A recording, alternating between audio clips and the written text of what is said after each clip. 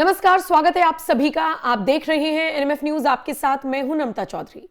Iran से अब जंग करेगा अमेरिका, खुल्लम खुल्ला ऐलान हो चुका है और टाइम भी अब बहुत कम बचा है। जानते हैं क्यों? क्योंकि खामेनेई के आदेश पर गोला बारूद दागे गए हैं उन प्रदर्शनकारियों पर जो खामेनेई के खिलाफ प्रोटेस्ट कर रहे थे, और उसके बाद 12,000 लाशें बिछा दी गई। एक आंकड़ा बताता है कि 12,000 से ज्यादा लोगों को मौत के घाट उतार दिया गया।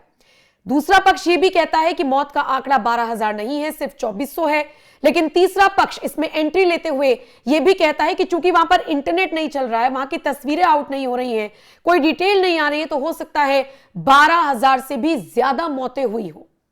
ईरान में जो लोग खामेनेई के खिलाफ, वहां की चरमराई हुई अर्थव्यवस्था के खिलाफ, बढ़ती हुई महंगाई के खिलाफ प्रोटेस्ट कर रहे हैं, उनके साथ क्या हुआ इसका अंदाजा इन तस्वीरों को देखकर लगाया जा सकता है, जहां पर लाशों के ढेर पड़े हुए हैं।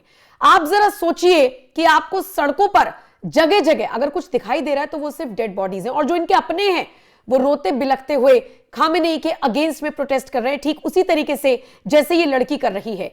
हिजाब उतार दिया, खामेनेई को गाली देता हुआ एक इसने टी शर्ट अपने शरीर पर पहनी हुई है, जिसके जरिए यह मैसेज देने की कोशिश की गई है कि इस्लाम की कुरीतियों को अब ये लोग नहीं झेलेंगे। यानी युवा अपने अपने तरीके से प्रोटेस्ट कर रहा है। लेकिन इन सब के बीच अमेरिका का इसमें क्या रोल है, डोनाल्ड ट्रंप का क्या रोल है, इसका अंदाजा इसी बात से लगाइए कि डोनाल्ड ट्रंप ने एक लंबा चौड़ा ट्वीट कर दिया जिसमें वो कहते हैं कि जो ईरान के प्रदर्शनकारी हैं वो देशभक्त हैं, और वो उन ईरानी देशभक्तों के लिए कह रही हैं कि तुम सारे कार्यालयों पर कब्जा कर लो। और इसी के साथ वो ये भी कह रही हैं कि जो लोग तुम पर गोलियां चला रहे हैं उन्हें इसका खामियाजा भुगतना पड़ेगा। Iranian patriots keep protesting, take over your institutions, ये कह रहे हैं Donald Trump. Save the names of the killers and abusers, they will pay a big price. I have cancelled all meetings with Iranian officials until the senseless killing of protesters stops. Help is on its way. MIGA यानी make Iran great again, और उसके बाद उनका नाम as usual जैसे कि उनके post में लिखा जाता है। अब इसका मतलब क्या है? वो ये कहना चाह रहे हैं कि ईरान के जो देशभक्त हैं वो कह रहे हैं ईरानी देशभक्तों प्रदर्शन जारी रखो, संस्थानों पर कब्जा कर लो। डोनाल्ड ट्रंप का ट्वीट चलाइए, उसी का मैं हिंदी वर्जन बता रही हूं, जिसमें वो लिख रहे हैं हत्यारों और अत्याचारियों के नाम लिखकर रख लो, उन्हें इन सबकी भारी कीमत चुकानी होगी, मदद रास्ते में है, यानी हेल्प इज ऑन इट्स वे। और उसके बाद उन्होंने सीधे सीधे तौर पर लिख दिया कि make Iran great again, MIGA, यानी कि अमेरिका फिर से मदद करेगा ईरान को महान बनाने में, जिसका जिक्र ईरानी प्रदर्शनकारियों के लिए जो उन्होंने संदेश भेजा है उसमें उन्होंने किया है। अच्छा, इससे पहले डोनाल्ड ट्रंप का एक और पोस्ट आया था जिसमें उन्होंने लिखा था कि ईरान आजादी की तरफ देख रहा है, शायद ऐसा पहले कभी नहीं हुआ, संयुक्त राज्य अमेरिका उनकी मदद के लिए तैयार है। अब आप डोनाल्ड ट्रंप के इस ट्वीट से अंदाजा लगाइए कि इस वक्त वो क्या चाह रही है। पहले वेनेजुएला, अब ईरान, तख्ता पलट ईरान में भी होगा और बहुत जल्द होगा। 12,000 से ज्यादा लोगों को ईरान में मार दिया गया, सबसे बड़ा नरसंहार है अब तक का ये, और उसी के विरोध में जो बाकी लोग हैं ईरान में प्रोटेस्ट कर रहे हैं। सोचिए, मस्जिदों को जलाया जा रहा है, फूंका जा रहा है। मुसलमान ही तो है वहां पर सारे, अपने सबसे बड़े धर्मगुरु के अगेंस्ट में आ गए हैं। अपने जो उनके प्रार्थना स्थल हैं, जो उनकी इबादत की जगह है, उनको जलाया और तोड़ा जा रहा है। जानते हैं क्यों? क्योंकि वो कह रहे हैं कि हमें ये कुरीतियां नहीं चाहिए, हमें अब डेवलपमेंट चाहिए, और इसी के साथ ये सब आगे बढ़ रही है।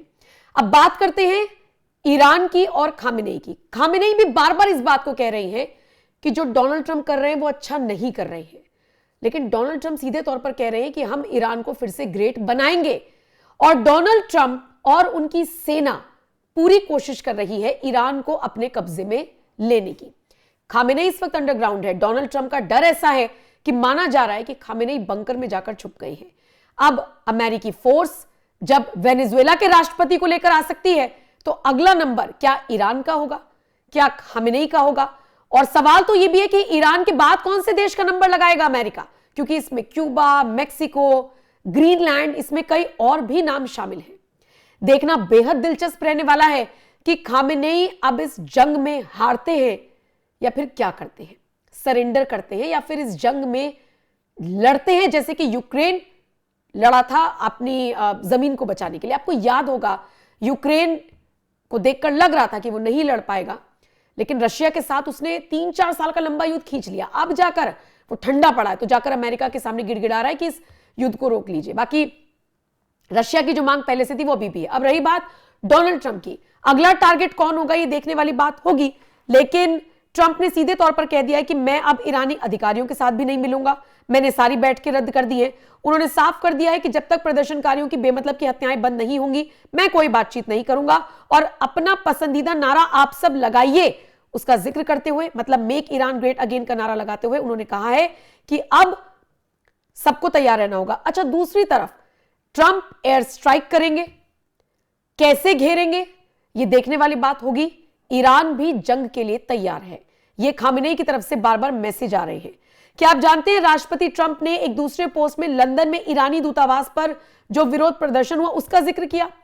उन्होंने कहा कि कैसे वहां पर ईरान की मौजूदा सरकार का झंडा हटाकर क्रांति से पहले का पुराना प्रतीक लहरा दिया गया। वो इस तरीके का जिक्र बार बार इसलिए कर रहे हैं ताकि जो लोग प्रोटेस्ट कर रहे हैं उनको हिम्मत मिले। अब ये प्रोटेस्ट कहां तक जाएगा, मतलब अंदर भी, देश के अंदर भी खामेनेई के खिलाफ जंग, और बाहर से तो अमेरिका चोट मार ही रहा है। फिलहाल जो भी अपडेट आएगी आप तक पहुंचाएंगे। इस खबर में आपका क्या कुछ कहना है, जो भी अमेरिका की प्रतिक्रिया आ रही है, डोनाल्ड ट्रंप का जो ट्वीट है, इस पर आप क्या राय रखते हैं? कमेंट सेक्शन में अपनी राय जरूर दीजिएगा। बाकी अपडेट्स के लिए एनएमएफ न्यूज देखते रहिए।